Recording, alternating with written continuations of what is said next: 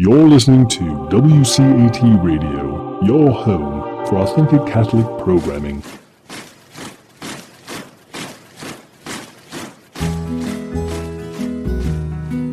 Welcome to the Catholic Mama, where you'll learn how to deepen and defend your faith, find comfort as we share the vocation of parenthood, and learn how to raise your children confidently Catholic.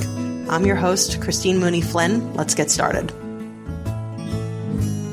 Hello, and welcome to the Catholic Mama podcast. I'm your host, Christine Mooney-Flynn, and thanks for joining me on this episode, where I am also joined by Chelsea Movilla-Diago. I said that with a nice... You got it. Thank you. Perfect. I thought it sounded smooth. It did. Thank you. So Chelsea is a Catholic wife and mother, and also a blogger at thecatholickitchen.com. And Chelsea, I'm just going to say real quick, I made your salmon patties the other day. Oh, wonderful. They're so good. So thank you. That's a Southern staple. Yeah. Well, my husband is real picky about his fish. I was like, I don't know if he'll go for canned salmon. And I did it and he loved it. So yeah, it's great. You got to get the stuff without the bones though, because if you get the salmon with the bones in it, you're in for a hour-long I didn't even process. know that was an option. Oh, I'll have yeah. to make sure I look at the label next time. Yes, you'll know. Trust me. Oh, no. I definitely have to read the labels. Yes. Chelsea, thank you so much for coming on the show and spending some time with me today. Yeah, my pleasure. So that was a super, super brief introduction. Can you tell our listeners a little bit more about yourself? Yes. So my name is Chelsea, and I currently live in Eastern North Carolina. We are a Marine Corps family.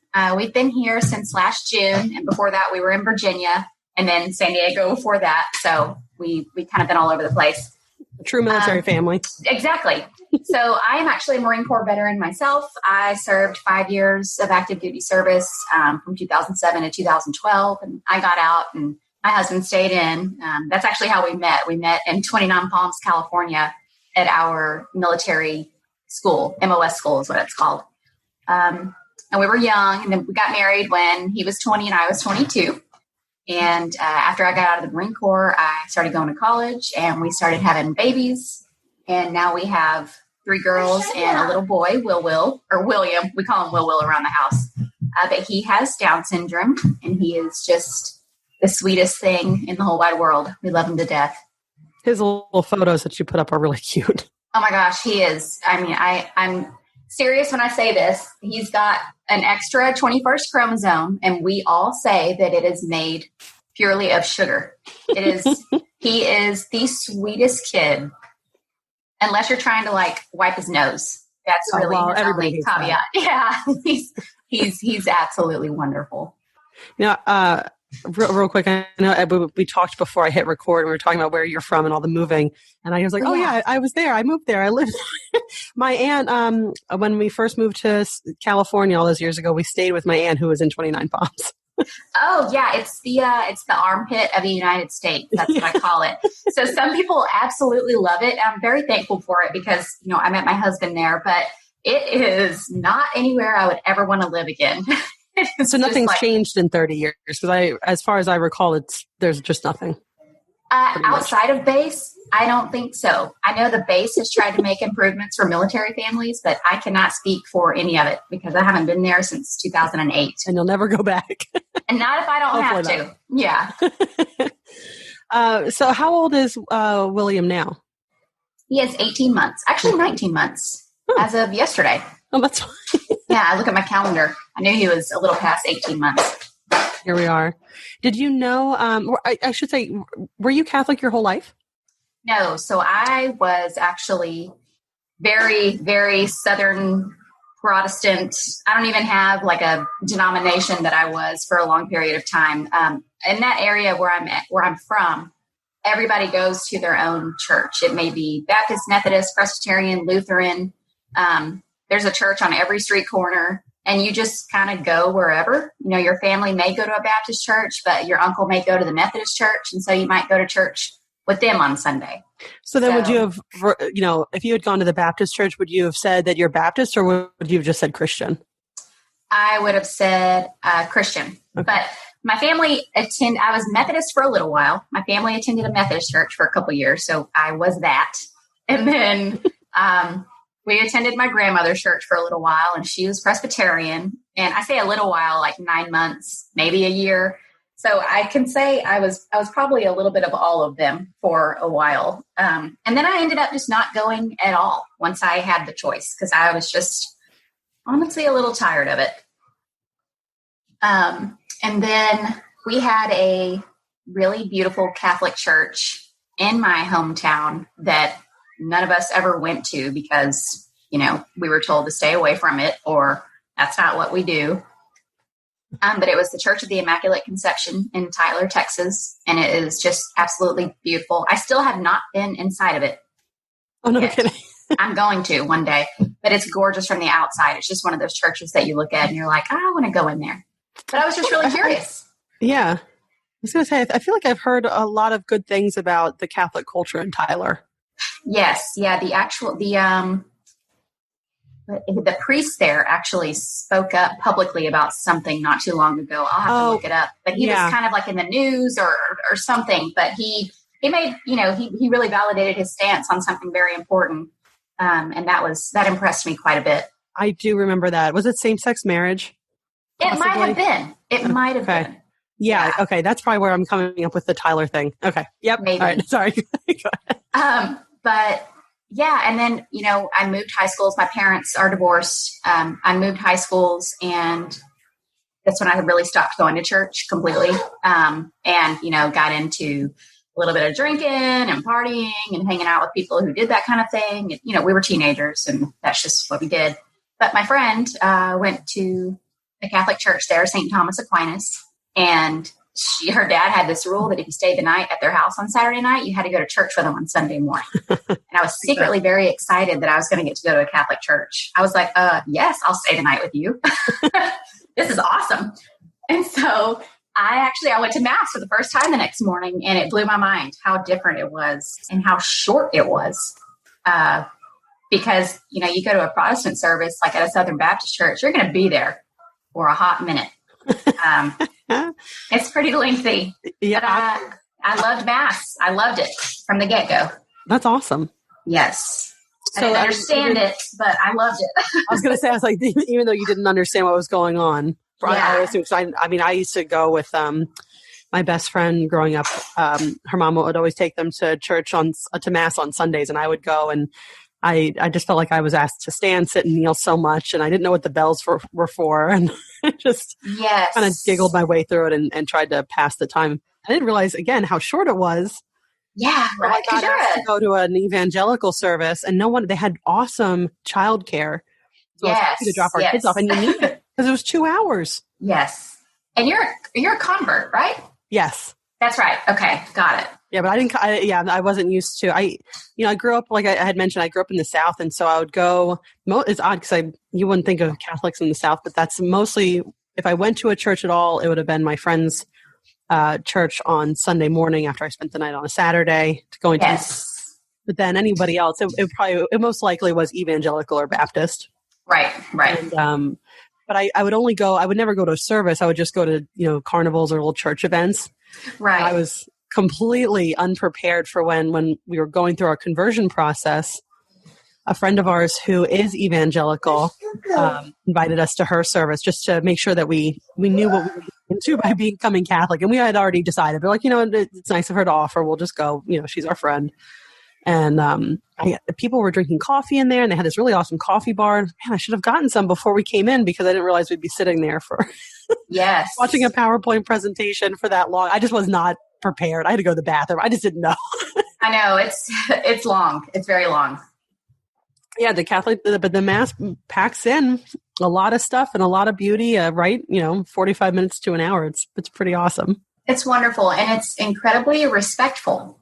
I mean, that's what I absolutely loved was, nobody was yelling or shouting. There wasn't a bunch of, drums or guitars or anything like that. There was not a whole lot of distractions.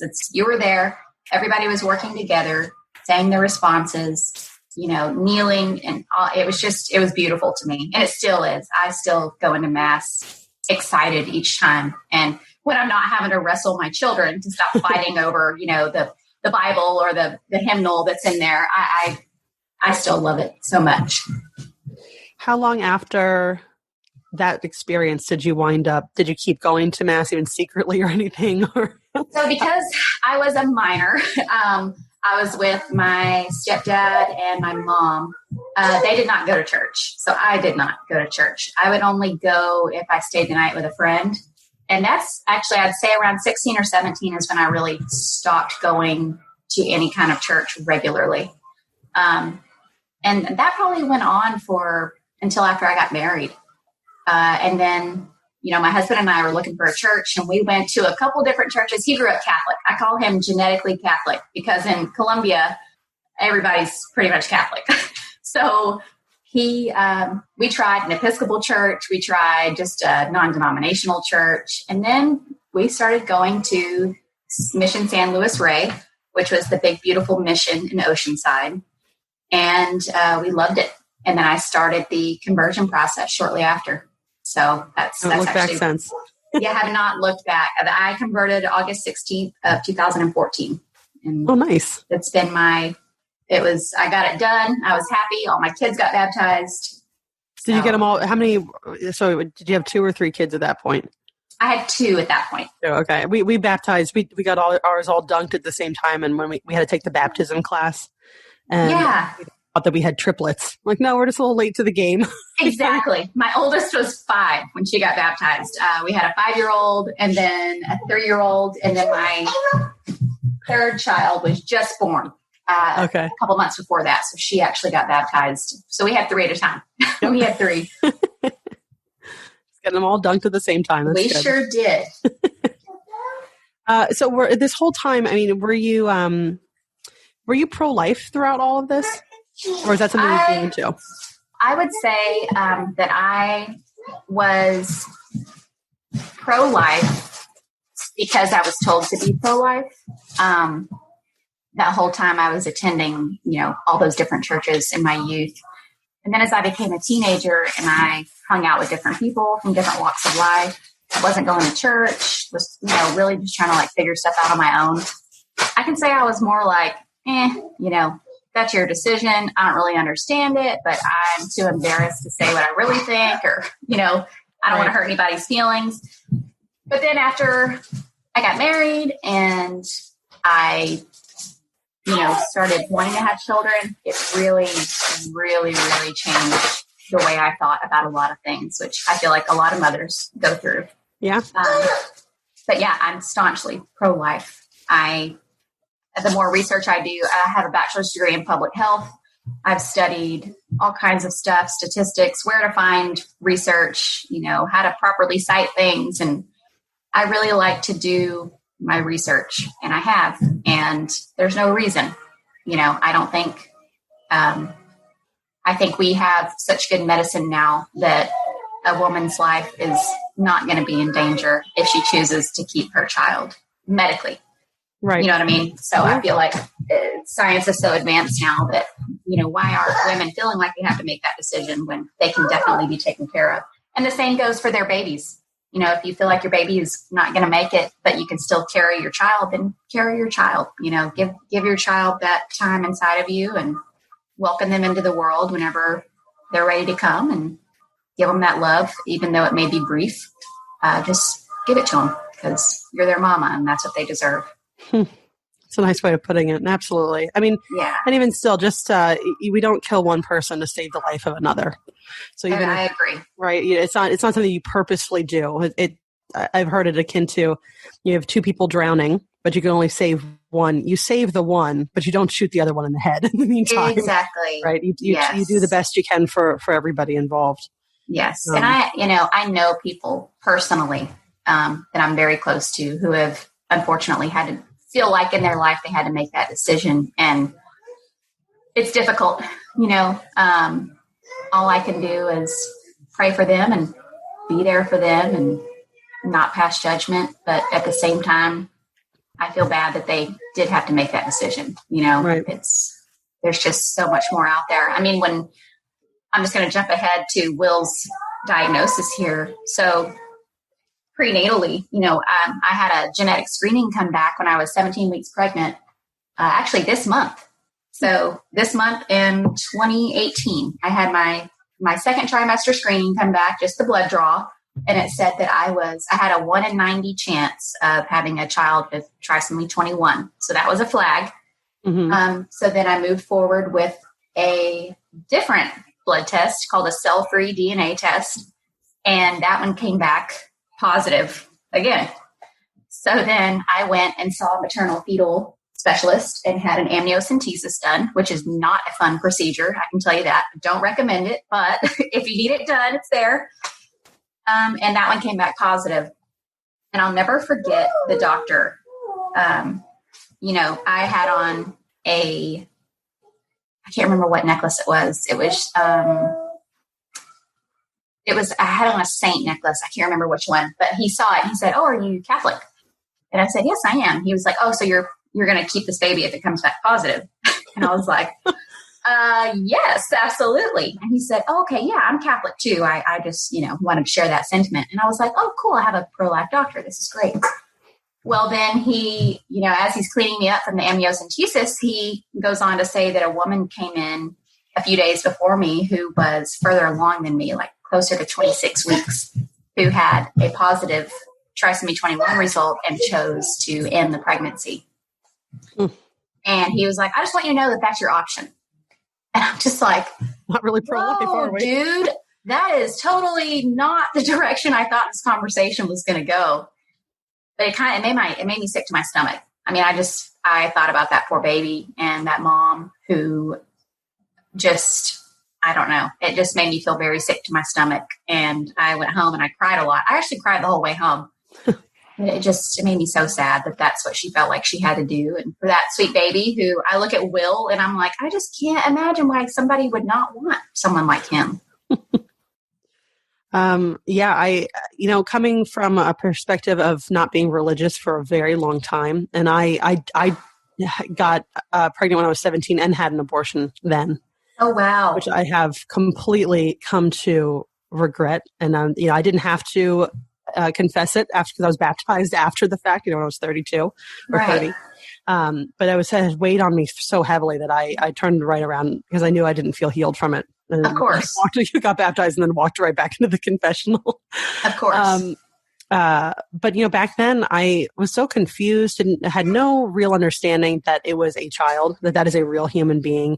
It was just a clump of cells, and then on the flip side that, because I didn't believe in God really, that I was pretty spiritual woo-woo at that point. Right. That is all suffering. You should try to avoid suffering here in this life. And I thought it was like a mercy killing at that point to do that. Yeah. I was only 17. I wouldn't even have graduated high school on time. What kind of life would that be? I'll just resent the child. I had, just a lot of no support and no real good information. And so I made the choice, I love all the pro-life messages of women who were in a tough situation and chose life. But there are those of us who chose death, in the past and have come to deeply regret it. So I can see why somebody would think that, but I wish I could just no, it's a real child, which I didn't even understand until I got pregnant later on and had a baby and fell completely in love with my child to understand that it was even possible. I didn't even know that kind of love existed. So I thought I was doing the right thing. But I think we sell ourselves short that we can be a mother and feel love for something, even if we're unsure about it.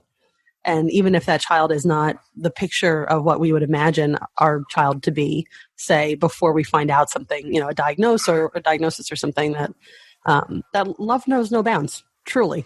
Yes, I totally get that. I feel like 16, 17 to 19 it's a tumultuous time anyway, and from the friends that I know, the people I know who also went through an abortion, that's the same age range that it was. And I totally get that. And I can't say when I was that age, not very religious, I wouldn't have done it. I don't know. Yeah. I don't know. I was not very responsible. I was drinking too heavily for a kid that young, doing things I was not supposed to be doing. I probably should have ended up in jail at some point, but I didn't, by the grace of God. But yeah, I just, all we can do is have mercy and move forward. Did you feel like you maybe cried more for the woman than, I mean, how did you feel during, finding out that your family was going to change in a way that, of course it changes with every child, but maybe it was going to change differently than you had been anticipating? So whenever I got the phone call, the doctor just said very clearly, my maternal fetal medicine specialist, he said, well, actually, so right after I had the amniocentesis, he goes, I'm putting money on this. He does not have it because he does not have any of the physical markers, blah, blah, blah, blah, blah, doctor speak. And he was like, don't worry about it. Go home. Don't worry about it. And I'm like, okay, you can't tell me that because I'm going to freak out about it until you give me the results. And so I'm like just on edge over the next 5 days, longest 5 days of my life. He calls me and the first thing he says is, well, I feel like an a-hole because your son does have Down syndrome. And I told you he didn't. And so I feel really bad, but you still want to keep the baby, right? And I was just like, what?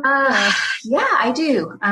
Okay. And he was like, you have any questions? And I was like, not right now. And then he hung up and I started crying and I walked in the kitchen and I told my husband, I said, our son has Down syndrome. And my husband, the very cool, calm, and collected man that he is, we are a perfect match because I am not cool, calm, and collected. He just gave me a hug. And the first things out of my mouth after that was, he'll never get married. He'll never have children. What is his life going to be like? Mm. And I just thought about that. And my very good friend sent me a note and said, mourn as long as you need for the life you thought you were going to have or the life you thought he was going to have. And then suck it up, move forward, and think about the life you can give him. And so I did. I mourned. I grieved for what I thought this child's life was going to be like. Because, you have a son. It's my first boy. I'm like excited to meet his girlfriends and, take him to sport and do all this. And you lose that in the blink of an eye. And then you go on and you start obsessively following everybody's blogs who have children with Down syndrome. And you're like, okay, you know what? This is going to be okay. This is going to be fine. And it was. I started to get really excited. And it went from that grieving for, I'd say, about a solid month to I couldn't wait to hold him. I couldn't wait to get him out. So it was a very emotional up and down process. Which a pregnancy already is.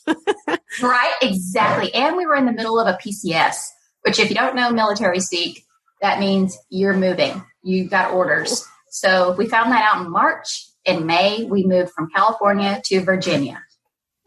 We drove. I was 30 weeks pregnant. We took 2 vehicles, dogs, kids. And then when we got to Virginia, our household goods were delayed an entire month. Oh, my goodness. So if you want to talk about a setup for a complete nervous breakdown, it was brewing. It was perfect. Yeah. Oh, man. And wait, how much then? But you moved again. So did you move after? Right. So we moved May of 18 to Virginia. And then we were in Virginia for a year. And then we moved June of 19 here to New Bern. Oh, man. So you yeah. For a year yet. Good times. I was just thinking that I was happy with the thought of us never packing up our house and moving again. But I guess, is your husband career military? Oh, yes. Yeah. Yes. Okay. So this is not going to be your last move. Oh, no. He went from enlisted to officer through a program in the Marine Corps called MESEP. And we actually got to go to college together in San Diego. So that was incredible. That's the most normal our marriage will be while we're still in the military. We were in one place with a normal schedule for so long, and it was beautiful. But now we're back to the grind, and that's just how it is. I've got 4 cousins who all went through West Point. Oh, wow. Their dad was in the Marines, and that's where the 29 Palms thing came in. But they have now they're on their 3rd generation pretty much because they all have kids. And a few of them are still career military, are still moving every year to 3 years or so. It's a good life. It's adventurous. I mean, it's hard to move and it's hard to make friends, but I'm kind of a homebody anyway. It's really hard for me to make new friends just because I guess you could say I'm an introvert until I get to know you. And then I'm like, I won't stop talking.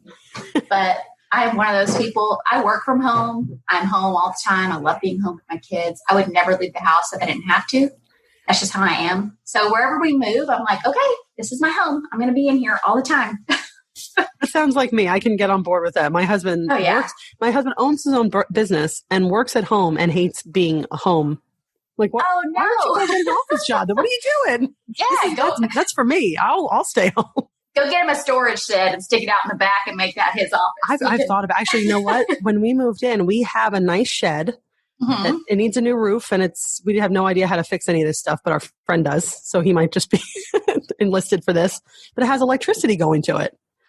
So that's awesome. Yeah, maybe there's something in the future. We've actually talked about making it into a chapel.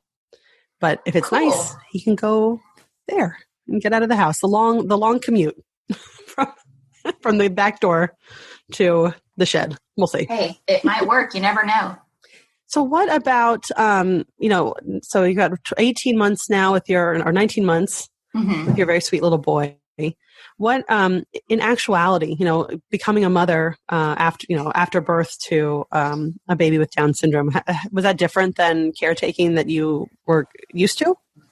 Yes. So I actually jotted some things down because I got permanent mom brain, so I would have forgotten. But one thing that I think that moms, maybe it was just me, but I've met some others, kind of obsess about on those first few kids is milestones. Is my child rolling over at 3.5 months exactly? If not, what's wrong?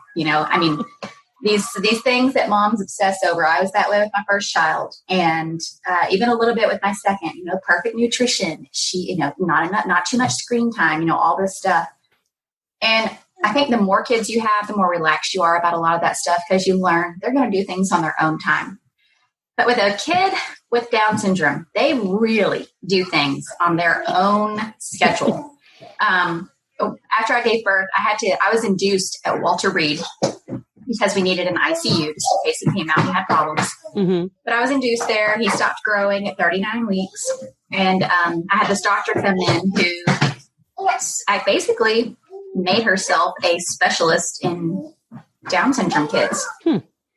She was a pediatrician. She didn't go to extra school for Down syndrome. She did it herself. She studied and did research and created these binders for parents with kids with Down syndrome. And she would visit each room and give us this notebook. And she gave us all these growth charts that are typical for neurotypical kids and then typical for Down syndrome kids. And the range of time that a Down syndrome, a kid with Down syndrome might take to walk is like a 2 years difference. You may have a little boy with Down syndrome who may start walking at 9 months. You have one who may not start walking until 36 months. And so you literally have to take it day by day. I mean, it really taught me, stop looking at it. Stop obsessing. Just love him. Let him do what he's going to do. If he needs physical therapy, you'll know. You'll know. You got to trust yourself. But yeah, it's really taught me to just enjoy him because he has kind of stayed in baby stages a lot longer than my other ones. And I've really loved it. After you have a few kids, you really learn to love that newborn and that little baby stage. And he's been there for a while. And even as an 18-month-old, most times you got an 18-month-old, they're running around the house and getting into everything. He just wants me to hang out with him and to hold him and love on him and cuddle him. It's so nice. But yeah, it's really just taught me to slow down and take each day for what it is. And it's really helped me with my other kids too. Oh, really? How so? Just to love them for who they are and not what I want them to be, not, I want you to be best at math or I want you to be reading by this age. I want to be there with you while you're doing homework. I want to have fun with you. I don't care about all that other stuff. It's really changed me for the better. And I think my kids realize it too, because I'm a lot more patient, a lot more understanding, a little more laid back. It's a real gift then. A humongous gift. Yes, awesome. Big time. Yes.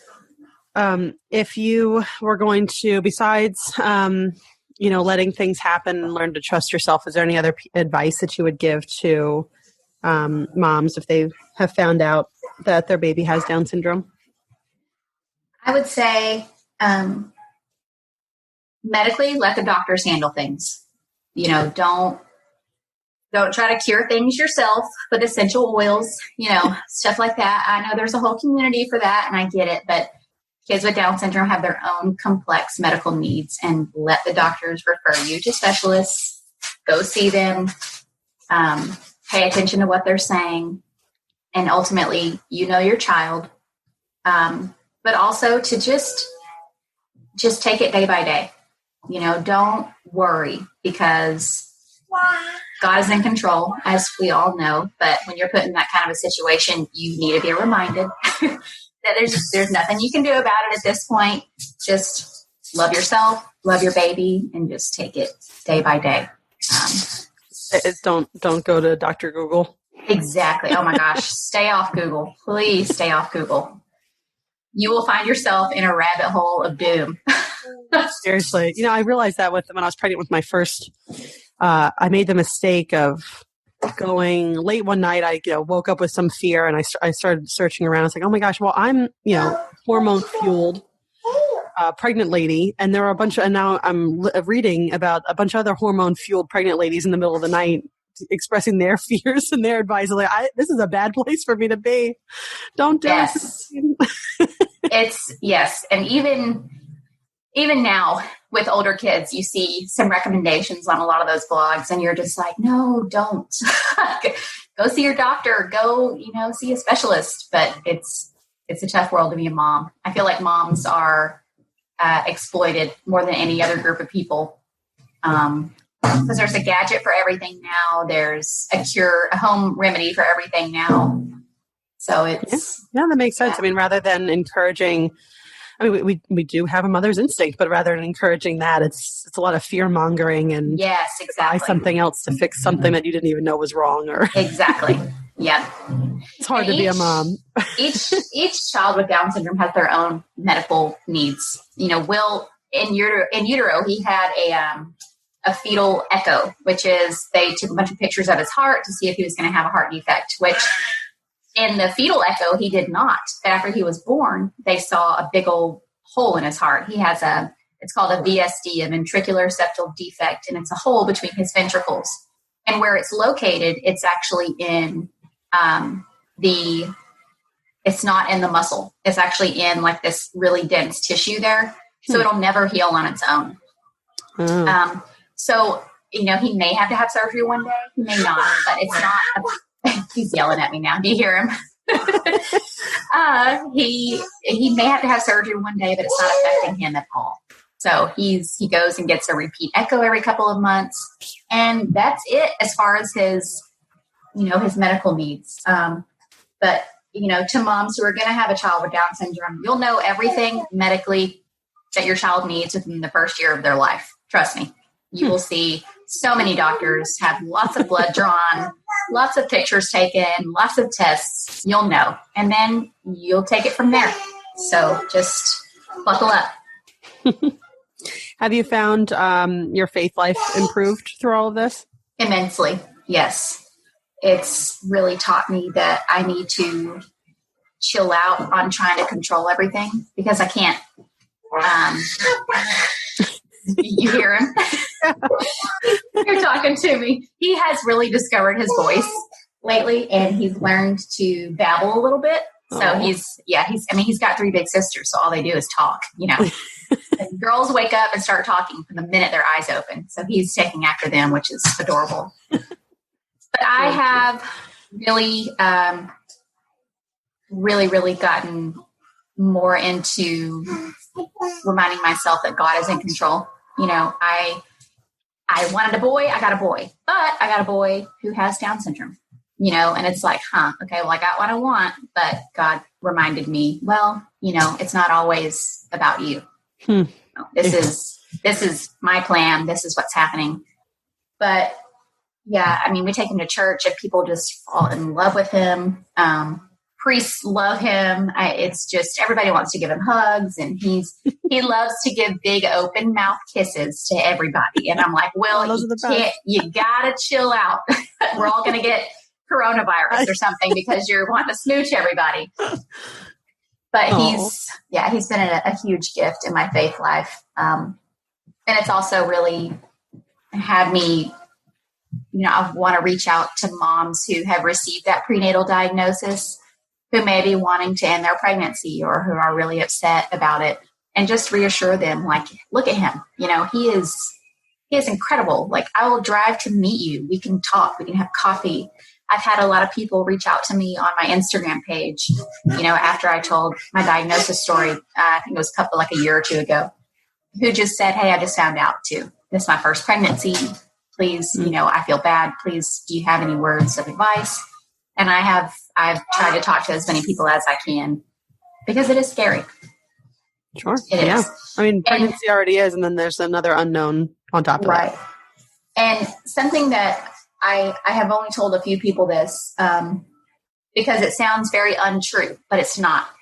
About 2 weeks before we found out my first blood test came back, I was talking to my husband in our kitchen, and we were so excited. We found out we had a little boy. Bill's joining in on the conversation. We have 2 friends. They're a married couple, and they want to adopt. They have felt called to adopt since they got married. And that's something that I've never felt like I could do. I went for a long period of time of not wanting to have kids at all. Mm-hmm. So for me to have children was already a big step. I've never felt like I could adopt. Thank you, Will. But I told my husband the only way I feel like I could adopt is if we adopted a special needs kid. And my husband was like, really? Like, what do you mean? And I said, I could see us adopting a little boy with Down syndrome. And I said this in my kitchen, and I know that sounds so made up and untrue. My husband will verify it. And it happened. I mean, 2 weeks later, we got the diagnosis. And I told my friends that, the ones who were adopting, I was like, we were talking about you. And 2 weeks later, look what happened. And so it gave me goosebumps when we found out he had Down syndrome. And my husband, that's one of the first things he said was, do you remember what we were talking about 2 weeks ago? Like, that's crazy. And it really was. Yeah. Wow. Yeah, it was crazy. Well, it sounds you have this beautiful family, and you have this sweet little boy who's very chatty. I like to hear his voice. So he's sitting right at my feet right now. He is. Well, that's good. I'm actually watching it. That sounds much better. I'm actually watching a little spider come closer to me on the floor. I'm hoping it's going to change direction, because I don't really have anything to take care of it with. Okay, but you mentioned about your Instagram. Can you please tell the listeners where they can find you online? Absolutely. So my Instagram is The Catholic Kitchen, all one word. And it's there. I have a link in my bio it's a little link tree. And I've got a shop on Etsy it's going to be reopening this month at some point. I just don't know when. But it's going to be reopening. But I write recipes. I try to coordinate it with the liturgical year, or really try and connect it to something within our faith, which really, it keeps me in line, And I have a engraving machine at my house where I like to do woodworking. So I make kitchen items. And then around Christmas time, I randomly make ornaments. So it's not kitchen oriented, but I love making Christmas ornaments. So I do that in November, December. But yeah, I've got a couple new things coming out for March, and but you can find me there and message me, and I always talk back. So awesome. I'm there. Yeah. Well, yeah, I'm excited to get to share. I mean, I love seeing the pictures and following along on Instagram. So I'm sure if you're listening, yeah, I'll find Chelsea there. It's just a fun place to be anyway. So thank you again. This is really great to get to share your experiences and your faith here on the podcast. I appreciate it. Well, thank you for having me, and I'm sorry for standing you up twice. Just about. That's right. Well, no, that's fine. Is your daughter feeling better? I'm guessing. Yes. Well, also last week, I don't even know why I scheduled on Thursday, because I had a meeting at 11:30. So when I got home from errands, I was on my phone coming in the door in my meeting. So I would not even have been able to mute anyway. It was, mom brain. I'm telling you, it's a thing. That is totally fine. You know what? It is so real. I wound up getting ahead on recording. I do many episodes going through the catechism. Oh, okay. So I was like, well, I'll just wait and see if I hear from her. And I just wound up getting ahead a little bit. So it all worked out. And I have absolutely not been, that's not the first time I've been stood up by a mom. I get it. Yes. It's unintentional, I promise. I totally, I really trust me. I understand. Yes. I wind up, I get an email and I get a push notification 10 minutes, 30 minutes, an hour, a day before. Like I just overload on my notifications on my phone because otherwise it's gone. That's what I did today. Oh, gone. For this. Oh, I'm so glad. Yes. Third time's a charm. Well, okay. So, again, thank you. And everybody who's listening, I will put the links to where you can find Chelsea in the show notes. So please do that. And until next time, everyone. Thank you. Don't forget to head over to thecatholicmama.com to get your free copy of How to Talk to Your Kids About God.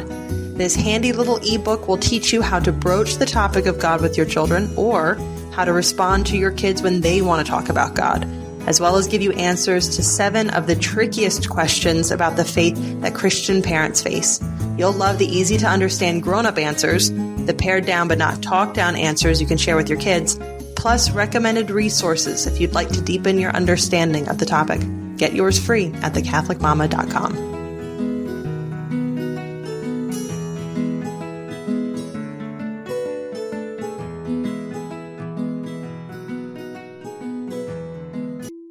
God's beloved. I'm Annabelle Mosley, author, professor of theology, and host of Then Sings My Soul and Destination Sainthood on WCAT Radio. I invite you to listen in and find inspiration along this sacred journey we're traveling together to make our lives a masterpiece and, with God's grace, become saints. Join me, Annabelle Mosley, for Then Sings My Soul and Destination Sainthood on WCAT Radio. God bless you. Remember, you're never alone. God is always with you.